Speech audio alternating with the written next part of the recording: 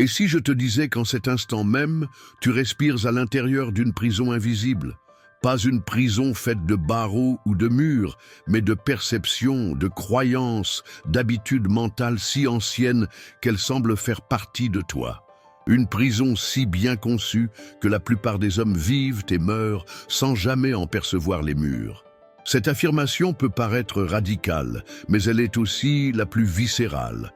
Ce que tu appelles la vraie vie n'est qu'un fragment étroit, une tranche limitée de quelque chose d'infiniment plus vaste.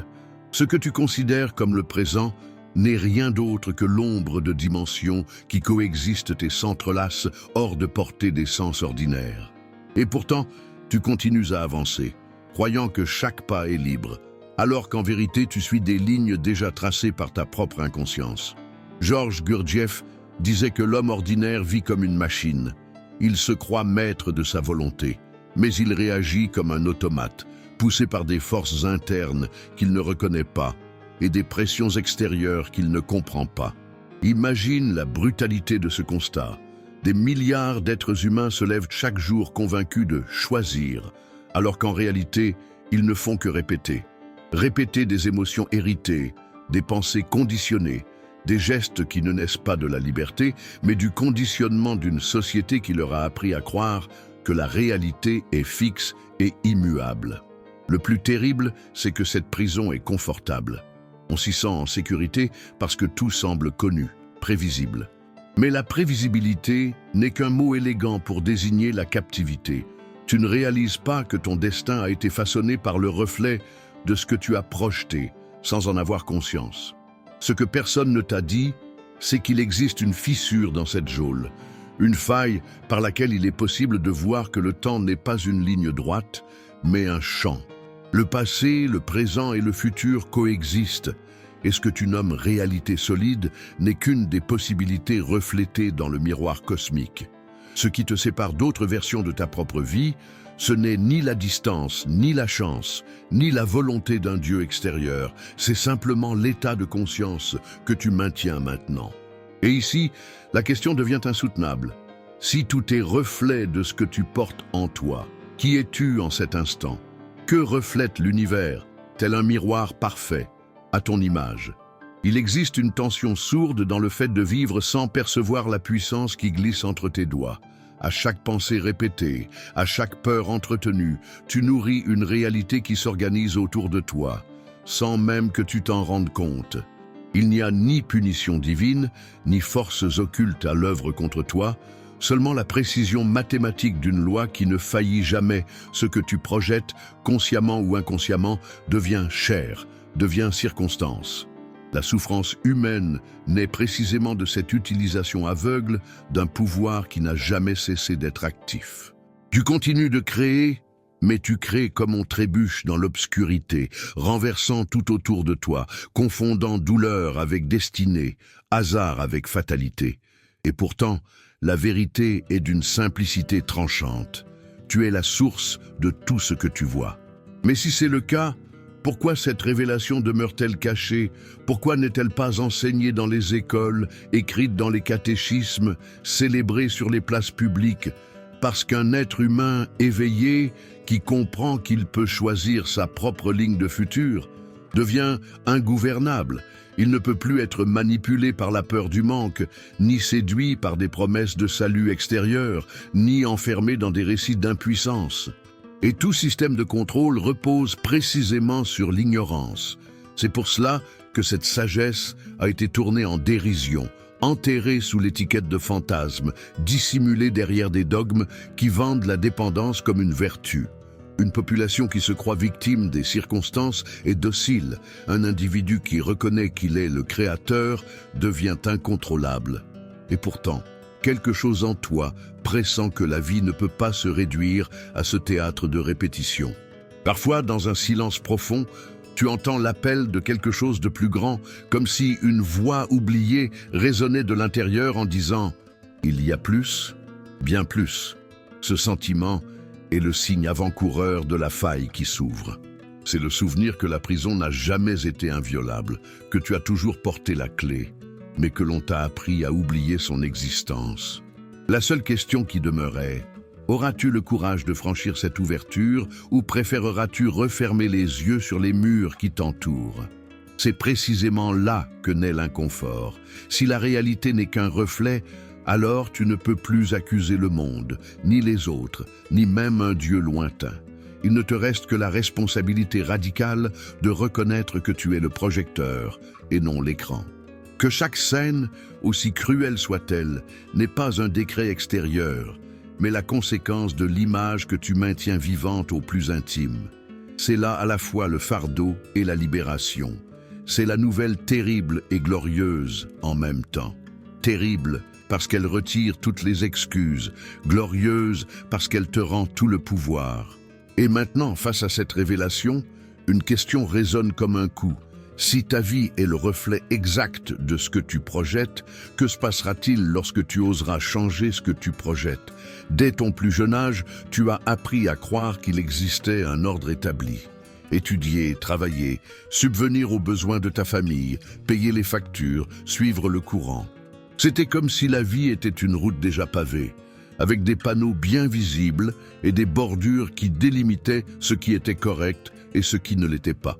Mais peut-être qu'à un moment donné de cette marche, tu as commencé à ressentir qu'il y avait quelque chose de profondément faux dans cet ordre. Peut-être que cela s'est produit un soir silencieux, après une journée ordinaire, lorsque tu as pris conscience que, même après avoir rempli tous les rôles attendus, un vide persistait en toi, que rien ne semblait pouvoir combler. Peut-être cela s'est-il produit à la suite d'une perte, la mort d'un ami, un diagnostic inattendu, la fin d'un mariage que tu croyais indestructible.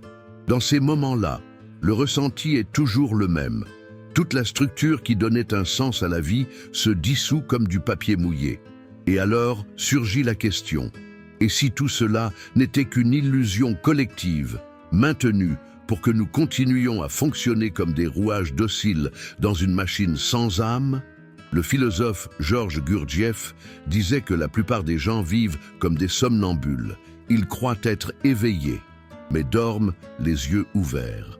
Et ce sommeil est utile, non pas pour l'individu, mais pour les systèmes qui ont besoin de foules dociles, disciplinées, attachées à la croyance qu'elles n'ont aucun réel pouvoir. Il est plus facile de gouverner quelqu'un qui pense que son destin est entre les mains du hasard ou d'un Dieu lointain. Il est plus simple de manipuler un esprit qui se replie sous la peur de perdre son emploi, de ne pas avoir de quoi payer la prochaine facture, de ne pas être accepté par sa famille ou par la société. Le sommeil devient une chaîne, et cette chaîne est renforcée quotidiennement par des récits qui se répètent « La vie est dure, chacun a sa propre chance. Ne te plains pas, cela pourrait être pire. » Réfléchis à combien de fois tu as entendu ces phrases dans ta génération. Peut-être que tes parents, fatigués par le travail, les ont prononcées devant un repas simple. Peut-être qu'un collègue de bureau a murmuré ces mots en acceptant passivement un ordre injuste de son supérieur. Peut-être même que toi, sans t'en rendre compte, tu t'es consolé avec ces maximes, essayant de te convaincre qu'il n'y avait rien d'autre que ce qui était déjà là. Mais au fond de toi, quelque chose s'est toujours insurgé en silence. Car ton cœur sait que naître seulement pour survivre est un gâchis intolérable. Aujourd'hui, en cette année 2025, alors que le monde semble de plus en plus instable, que la technologie s'infiltre dans chaque recoin de la vie et que les crises économiques rongent lentement l'espoir des familles, ce sentiment de vide devient encore plus criant.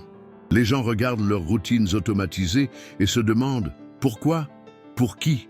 Quel est le sens de tant d'efforts, de tant de luttes, si tout semble déjà décidé d'avance ?» C'est ici que le voile de l'oubli révèle sa fonction. Tu es entré dans cette existence en acceptant d'oublier ta véritable nature créatrice. Tu as oublié, afin de pouvoir expérimenter la vie comme si chaque détail était réel. Tu as oublié pour que l'épreuve soit authentique. Mais le prix de l'oubli est élevé. Sans conscience, tu crées le chaos. Sans conscience, tu te crois victime. Sans conscience, tu confonds le reflet avec la source. Pense à cette femme de 50 ans qui, après des décennies de dévouement au foyer, se retrouve soudain seule lorsque les enfants quittent la maison. Elle regarde en arrière et réalise qu'elle a vécu des années entières au service de rôles qui ne la définissent plus. Le silence des murs fait écho à une question qu'elle n'a jamais osé poser. Qui suis-je, au-delà des obligations que j'ai remplies? Le vide qu'elle ressent n'est pas une punition, mais un symptôme de l'oubli.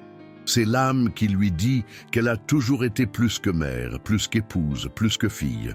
Mais ayant oublié cela, elle a vécu comme une ombre d'elle-même. Ou cet homme de 60 ans qui, en prenant sa retraite, découvre que le titre inscrit sur son badge était sa seule identité. Désormais, sans ce badge, il se sent invisible. Le monde ne l'appelle plus, ne le reconnaît plus, n'a plus besoin de lui. Et il se demande, c'est donc cela? 40 années de travail pour finir comme si je n'avais jamais existé? Mais ce qui fait mal, en réalité, ce n'est pas la retraite. C'est l'illusion que la valeur de sa vie dépendait du regard des autres. Il a oublié que le miroir ne crée rien de lui-même. Il ne fait que refléter ce qu'on lui montre. Ces exemples ne sont pas des exceptions. Ils sont le reflet d'une génération tout entière qui a appris à croire davantage au regard des autres qu'à sa propre vision intérieure. Et la conséquence, c'est cette mélancolie pesante qui envahit tant de foyers, des familles qui se retrouvent autour de la table sans échanger un mot, des couples qui se regardent sans se voir, des individus qui traversent des décennies sans jamais avoir touché leur propre essence. Ce n'est ni un manque d'amour, ni un manque d'effort, ni un manque de foi. C'est simplement le résultat de l'oubli. Et c'est précisément ici que la révélation devient à la fois la plus douloureuse et la plus libératrice. Car si tout ce que tu expérimentes n'est que le reflet de ce que tu projettes, alors il n'y a pas de Dieu lointain qui autorise ou interdit ton bonheur. Il n'y a pas de destin gravé dans la pierre. Il n'y a que toi, avec ton esprit et ton cœur, qui crée sans cesse, parfois consciemment, mais la plupart du temps sans en avoir conscience. C'est un système parfait, impersonnel, sans favori. L'univers ne punit pas, ne récompense pas, il renvoie simplement ce qu'on lui présente. Comme un miroir, il ne peut pas montrer un visage différent de celui qu'on lui expose. Cette vérité peut t'écraser ou te libérer. Elle peut t'écraser, car elle retire toutes les excuses. Tu ne peux plus accuser le gouvernement, l'économie, les astres, ta famille ou même un Dieu sévère. Tout ce que tu vois est un reflet. Mais elle peut aussi te libérer, car si tout est reflet, il suffit de transformer l'image que tu projettes pour que le miroir se réorganise. Il suffit de traverser le voile de l'oubli et de te rappeler que tu n'as jamais cessé d'être créateur. Et peut-être est-ce pour cela que tu es ici, lisant ces paroles, parce qu'à un moment de ta vie, au milieu du poids des responsabilités, au milieu des pertes qui ont jalonné ton chemin, au cœur d'une nuit d'insomnie, tu as senti une étincelle de souvenir. Un souvenir qu'il existait quelque chose, au-delà des apparences, au-delà de ce que l'on t'a enseigné, au-delà des rôles assignés. Tu as pressenti qu'il devait exister davantage que cette simple addition de devoirs. Ce souvenir n'était ni un délire, ni une illusion. C'était l'écho de qui tu es vraiment, traversant le voile de l'oubli et t'appelant à revenir vers toi-même. La question, désormais, n'est plus de savoir si cet appel est réel, mais si tu auras le courage d'y répondre. La vie que tu crois connaître n'est qu'une ombre projetée par quelque chose de bien plus vaste. Le monde tridimensionnel dans lequel nous marchons semble solide, stable, incontestable. Mais ce que tes yeux voient n'est pas la totalité, ce n'est que la surface. C'est comme si nous nous trouvions face à une immense scène, illuminée par des projecteurs, tandis que les mécanismes réels, les câbles, les rideaux, la machinerie, restaient dissimulés dans les coulisses. La majorité des gens se contentent d'observer les apparences, comme s'il n'y avait rien au-delà. Mais si cela était en réalité la plus grande illusion de ta vie, la structure de la réalité est bien plus profonde que ce que les sens peuvent percevoir.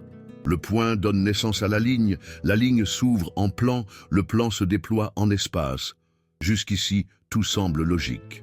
Mais l'espace tridimensionnel n'est pas une limite. Il n'est qu'une découpe, un reflet d'une quatrième dimension où le passé, le présent et le futur coexistent simultanément. As-tu déjà pris le temps de réfléchir à quel point cette idée renverse tout ce que l'on t'a enseigné? Si le temps n'est pas une ligne, mais un champ, alors chaque instant que tu vis n'est pas une création nouvelle, mais un choix parmi une infinité de possibilités déjà existantes. Combien de fois t'es-tu dit « Si j'avais pris une autre décision, ma vie serait différente ». Cette intuition est plus qu'un simple regret. C'est une vision fugace de la quatrième dimension. Quelque part dans ce champ, la version de toi qui a fait un autre choix existe encore. La question n'est pas de savoir si ce futur est réel. La question est, quelle version es-tu prêt à habiter maintenant? Le philosophe Georges Gurdjieff disait que l'esprit ordinaire confond l'ombre avec la réalité. Il rappelait que l'homme qui vit uniquement par les sens reste aveugle, comme celui qui habite une caverne éclairée par une petite lampe torche, et croit que le monde entier se résume à cet étroit espace illuminé. Cette métaphore est brutale, car elle illustre la condition de la majorité. Nous croyons voir, mais nous sommes enfermés dans une perception mutilée. Et le pire, c'est que nous nous habituons à cette cécité, au point de l'appeler normalité. As-tu déjà ressenti cette étrange impression qu'il existe quelque chose de plus grand, même sans savoir l'expliquer? Peut-être à travers un rêve si intense qu'il semblait plus réel que l'état de veille? Peut-être lors d'un moment de déjà-vu, quand une scène inédite t'a paru familière, comme si elle s'était déjà produite. Ou encore dans une coïncidence troublante, où tout s'est emboîté avec une précision mathématique. Ces éclairs ne sont pas des hasards, ce sont des fissures dans le mur de la perception, des interstices par lesquels la quatrième dimension se dévoile. Et chaque fois que cela se produit, la vie semble murmurer « Tu n'es pas aussi limité que tu le crois ». Mais que fais-tu de ces signes? Les ignores-tu pour retourner à ta routine? Ou te permets-tu de questionner? Car chaque fois que tu refuses ces expériences et que tu les rabaisses au rang de simples imaginations, tu renforces ta prison. Chaque fois que tu les accueilles et que tu les explores, tu ouvres une porte. Combien de portes as-tu laissé fermer par peur de paraître naïf ou par honte de croire en l'invisible? Et si je te disais que ton imagination n'est pas une fantaisie, mais l'outil même qui te permet de franchir ces frontières? As-tu remarqué que les scientifiques, les inventeurs, les artistes qui ont changé l'histoire sont ceux qui ont osé imaginer ce qui n'existait pas encore? Ce n'était pas une foi aveugle, mais une vision au-delà du visible. Cette faculté, tu la portes déjà en toi. Ce qui te manque, ce n'est pas le pouvoir, c'est la discipline pour l'utiliser consciemment. Gurdjieff parlait de deux types d'esprit. L'esprit charnel, esclave des sens, et l'esprit créateur, mu par l'imagination consciente. Le premier se contente de décrire ce qui est déjà là. Le second déchire le voile et fait émerger ce qui ne s'est pas encore manifesté. Réfléchis, lequel domine tes journées? Vis-tu en esclave de ce que tes yeux te montrent, réagissant au chaos, aux factures, aux informations, aux jugements? Ou oses-tu vivre avec un esprit créateur, assumant des états intérieurs qui défient l'apparence? Je veux t'inviter à partager en commentaire une expérience où tu as senti que la vie t'a révélé plus que ce qui semblait possible. Un rêve, une coïncidence, un moment où ton intuition t'a guidé avec une précision inexplicable. Ces récits ne sont pas de simples souvenirs, ce sont des témoignages du fait que la réalité est bien plus vaste que ce qu'on nous a laissé croire. Mais voici le retournement que tu dois affronter. Même si tu ignores le pouvoir de ton esprit créateur, il continue d'agir. Tu continues de projeter, mais inconsciemment. La peur, la culpabilité, la colère, les vieux ressentiments, tout cela devient la matière première que le miroir cosmique utilise pour réorganiser ta vie en conséquence. Tu comprends le danger? Le problème n'est pas d'apprendre à créer, tu crées déjà à chaque seconde. Le véritable défi est de cesser de créer dans l'obscurité et de commencer à créer avec clarté. Il est peut-être inconfortable d'admettre qu'aucune force extérieure ne décide à ta place, qu'il n'existe pas de destin immuable pour te retenir, car s'il n'y a plus personne à blâmer, il ne reste qu'une chose, assumer pleinement la responsabilité de chaque reflet qui se présente devant toi. Cela peut être effrayant, mais c'est aussi libérateur, car si c'est toi qui projettes, c'est toi qui peux changer la projection. Et la question qui ne cesse de résonner, qu'es-tu en train de choisir de projeter en cet instant précis? Désirer.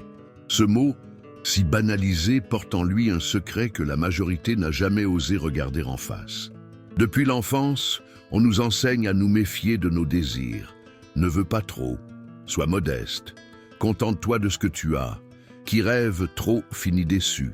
Cette pédagogie de la retenue s'est transmise de génération en génération, jusqu'à devenir une loi silencieuse dans les foyers, les temples, les écoles. Mais et si le désir n'était pas une faiblesse humaine, mais le véritable moteur de l'univers?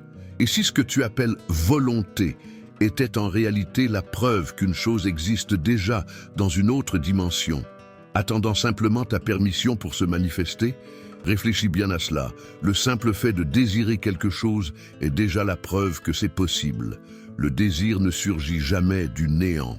Il naît comme le reflet d'une réalité déjà latente, comme si ta conscience avait flairé une version future de toi-même et commencé à murmurer la vérité au plus profond de ton être.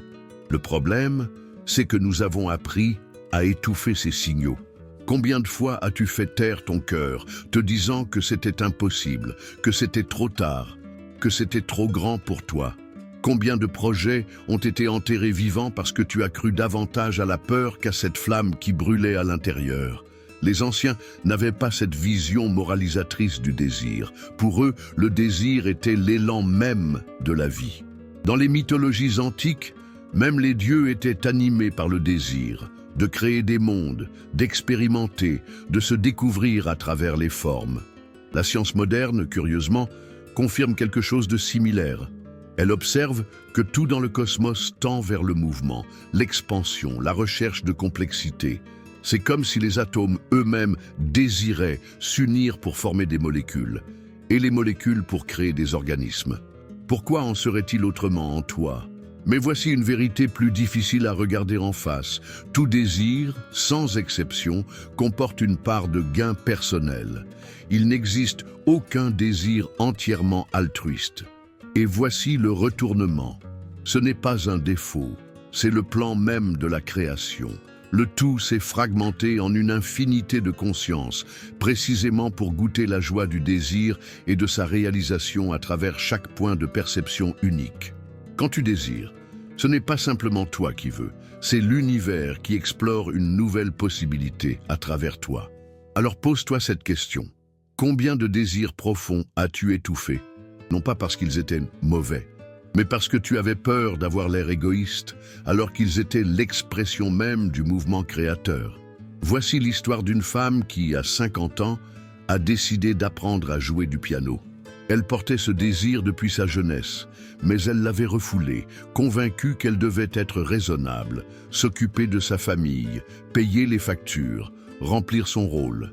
Ce n'est qu'après avoir perdu son mari et s'être retrouvée seule qu'elle a osé regarder en elle-même et rallumer cette flamme. Lorsqu'elle s'est assise pour la première fois devant les touches, elle a pleuré comme une enfant. Ce n'était pas seulement de la musique, c'était de la vie. Chaque accord réveillait en elle sa véritable nature.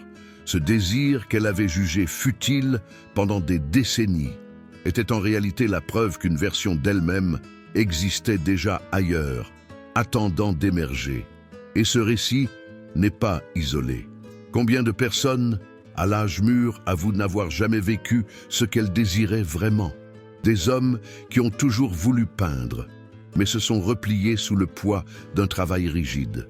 Des femmes qui ont toujours rêvé de voyager seules, mais à qui l'on a appris à avoir peur. Des désirs qui paraissaient insignifiants, frivoles, alors qu'ils étaient en réalité les clés vers un avenir vibrant. Le regret le plus fréquent, selon des recherches auprès de personnes en fin de vie, n'est pas d'avoir échoué, mais de ne pas avoir vécu ce qu'elles voulaient vraiment. Le désir réprimé, voilà le poison véritable de l'âme. Et toi, quels désirs frappent encore à la porte de ta conscience, même si tu continues de les ignorer? Combien de fois, dans le silence de la nuit, t'es-tu surpris à imaginer une autre vie, un autre chemin, un autre toi? Et qu'as-tu fait de cette vision? Tu l'as rangée dans un tiroir, la traitant de fantaisie? Ou t'es-tu permis, ne serait-ce qu'un instant, de ressentir ce que ce serait si c'était réel? Car c'est là que réside le plus grand des secrets. Assumer le sentiment du désir. Accompli, c'est choisir consciemment le futur que tu veux habiter. Il ne s'agit pas de délire, ni de mensonge à soi-même, mais d'harmonisation. Quand tu te vois déjà vivant ce que tu désires, quand tu le ressens avec tous tes sens, tu réalignes ta fréquence intérieure sur ce futur-là. Et le miroir cosmique n'a pas le choix, il se réorganise pour refléter l'image que tu maintiens.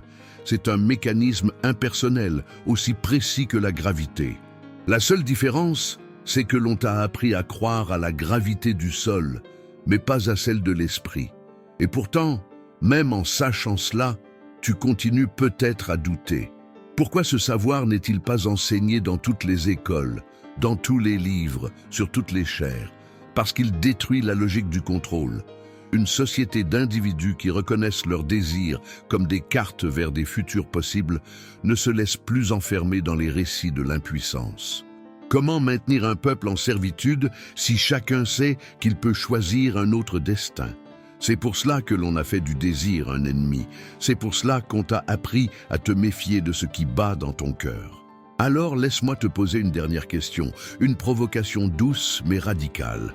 Et si tes plus grands désirs n'étaient pas des dangers ou des caprices, mais les indications les plus claires du chemin que ton âme veut suivre? Et si ce que tu appelles presque impossible n'était rien d'autre que la vie te montrant que ce futur existe déjà, attendant simplement d'être choisi? Car assumer un désir, cela demande du courage. Pas le courage d'affronter le monde, mais le courage de s'affronter soi-même. Car au moment où tu choisis de croire en ton désir, toutes tes excuses tombent. Tu ne peux plus dire que c'était le destin, l'économie, les autres. La responsabilité revient entièrement à toi. Et c'est difficile, mais c'est aussi le début de la vraie liberté. Et peut-être que c'est exactement ce dont tu as besoin maintenant. Cesser de demander la permission au monde pour désirer. Cesser de chercher des justifications rationnelles à ce que seul le cœur comprend. Te permettre de regarder le miroir cosmique dans les yeux et déclarer « Je choisis ce désir, j'assume ce futur ». Et si tu oses faire cela, peu importe ton âge, peu importe ce que tu crois avoir laissé passer, tu découvriras qu'il n'a jamais été trop tard. Car le futur ne court pas devant toi, il est là, à côté, dans toutes les versions possibles, attendant simplement ta décision. Alors dis-moi, quel est ce désir que tu fais taire depuis des années, mais qui continue de vibrer dans le fond de ton âme? Partage-le, non comme une faiblesse, mais comme quelqu'un qui ose enfin tenir la clé de son propre destin. Il arrive un moment où les réflexions ne peuvent plus demeurer de simples idées séduisantes. Tout ce qui a été dit jusqu'ici n'est pas une philosophie à consigner dans des carnets ou à réduire à des phrases inspirantes. C'est un appel direct à la transformation de la conscience. Tu as déjà compris que tu vis dans une prison invisible, que les désirs qui brûlent dans ton cœur ne sont pas des illusions creuses, mais des preuves d'un futur déjà existant, et que le miroir cosmique ne juge ni ne punit, il ne fait que renvoyer avec exactitude ce que tu y projettes. Alors surgit la question inévitable. Si tout cela est vrai, pourquoi est-ce si difficile de changer? La difficulté ne vient pas d'un manque de puissance, mais d'une habitude profondément enracinée, celle de croire davantage au monde extérieur qu'à sa propre imagination. C'est comme si, chaque matin, tu regardais ton reflet dans le miroir, en pensant qu'il est plus réel que le visage qui le produit. Cette inversion est la racine de toute limitation. Tant que tu attendras que le reflet change pour ensuite changer ton visage, tu resteras prisonnier d'un cycle de frustration. Le chemin est exactement inverse. Assumer intérieurement ce que tu veux devenir, même si tout, à l'extérieur, crie encore le contraire. Georges Gurdjieff disait que l'homme ordinaire est une marionnette tirée par des ficelles invisibles, pensées répétitives, émotions automatiques, peurs qui ne lui appartiennent pas. tout cela le tire dans des directions qu'il n'a jamais consciemment choisies. Rompre ces fils n'est pas chose aisée, car ils offrent du confort. Il existe une étrange sécurité à répéter des schémas, même douloureux, simplement parce qu'ils sont familiers. Briser ce cycle exige un courage rare, celui de confronter le vide entre l'ancienne identité et la nouvelle, entre un passé déjà cristallisé et un futur encore invisible. Peut-être ressens-tu cela en ce moment. L'esprit questionne. Et si je crois à tout cela et qu'il ne se passe rien? Et si je me lance dans ce processus et que je suis de nouveau déçu?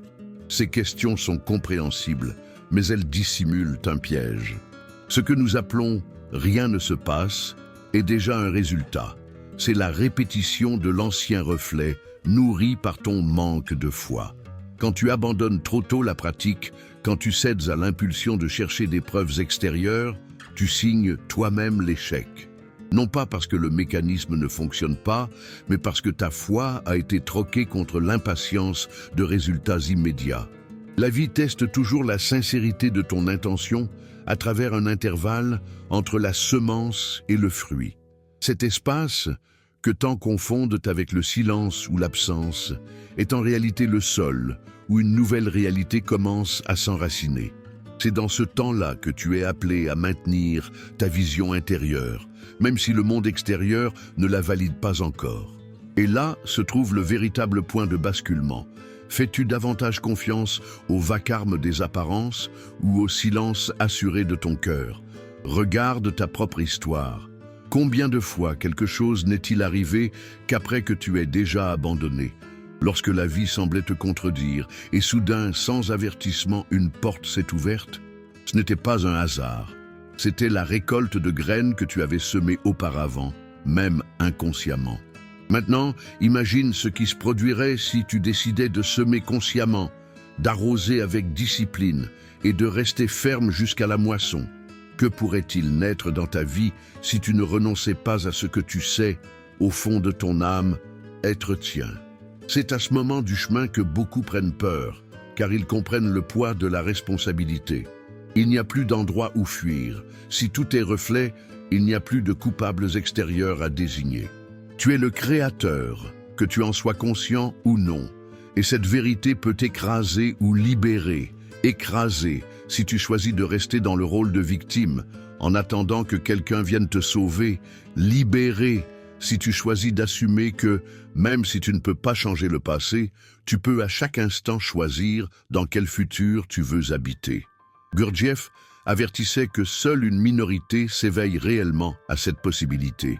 Et même parmi ceux qui s'éveillent, peu ont la discipline de soutenir le processus jusqu'au bout. Mais ceux qui persévèrent découvrent quelque chose qui les transforme à jamais.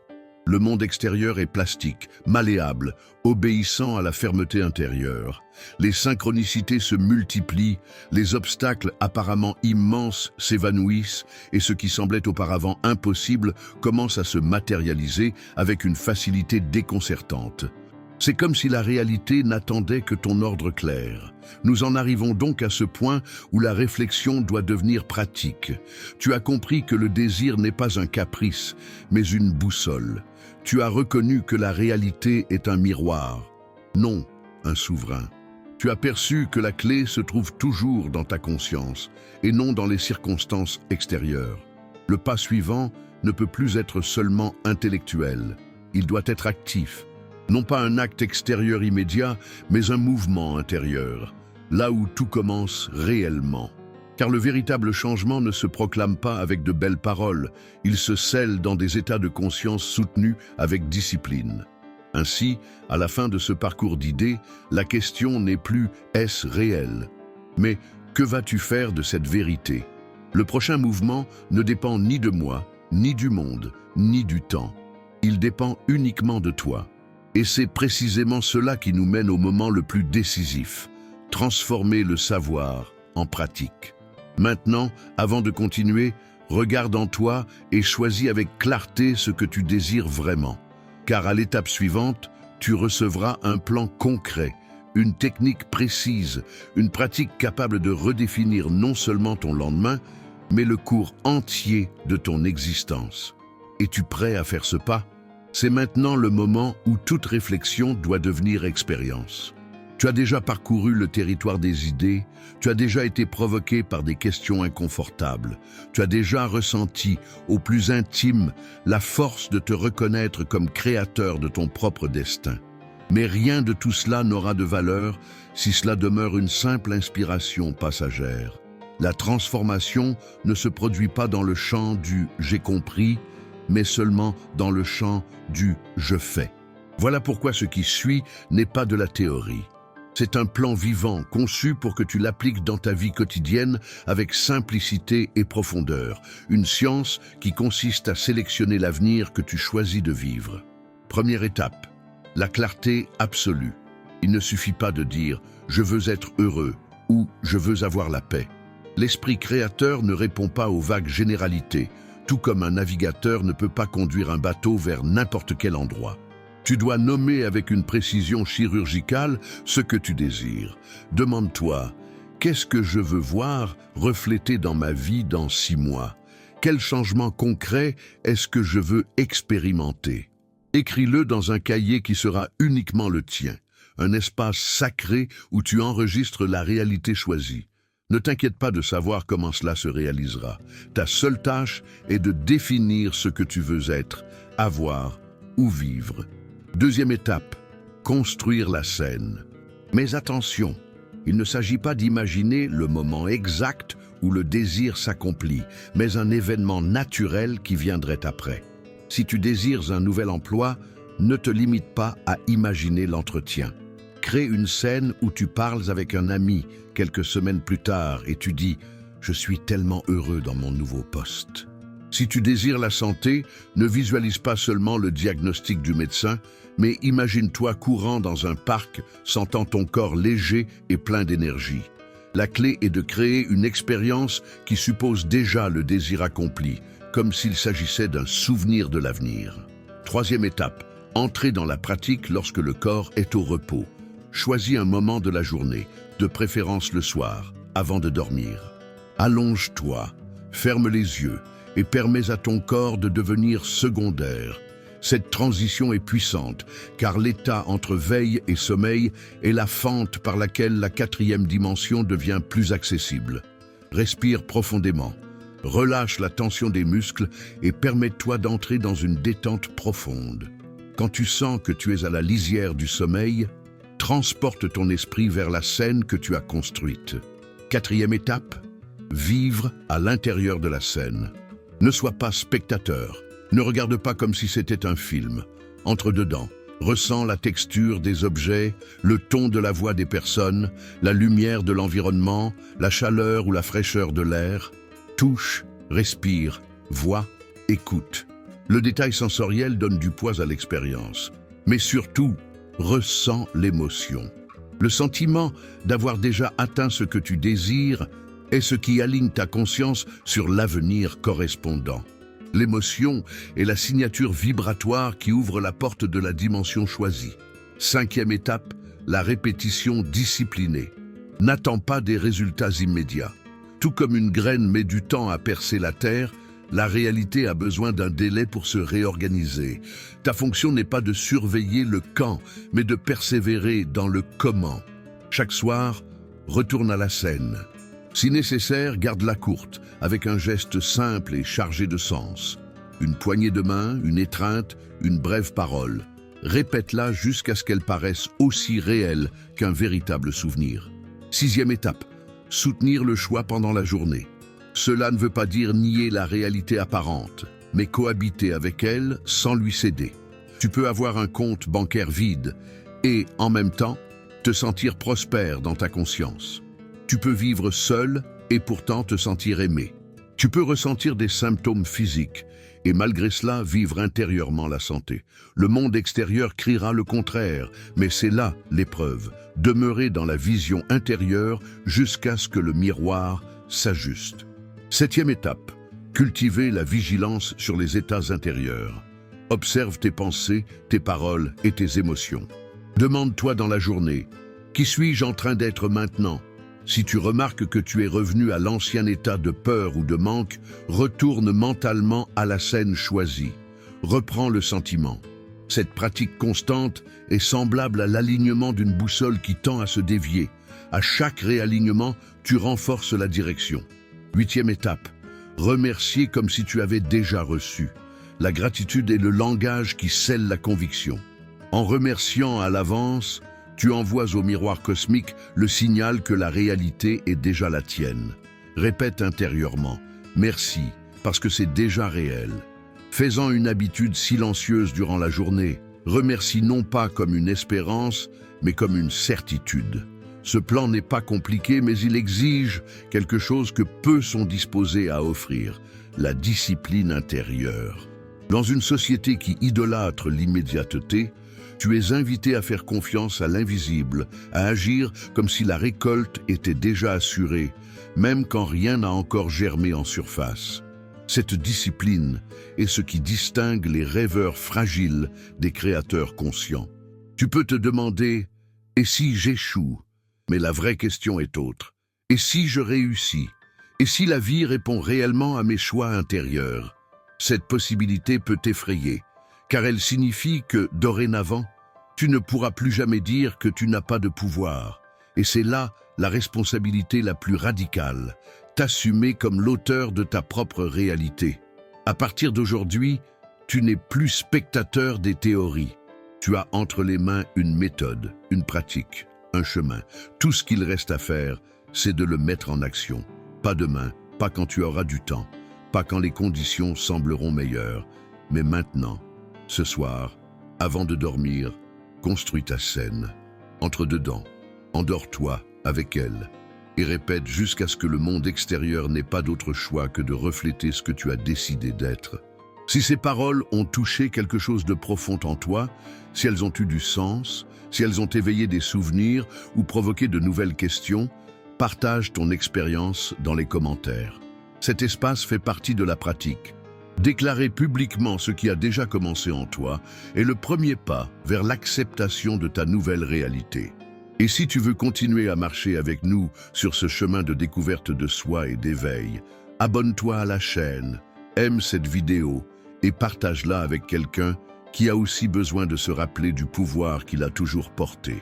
Car la transformation commence à l'intérieur, mais elle prend de la force quand elle est partagée.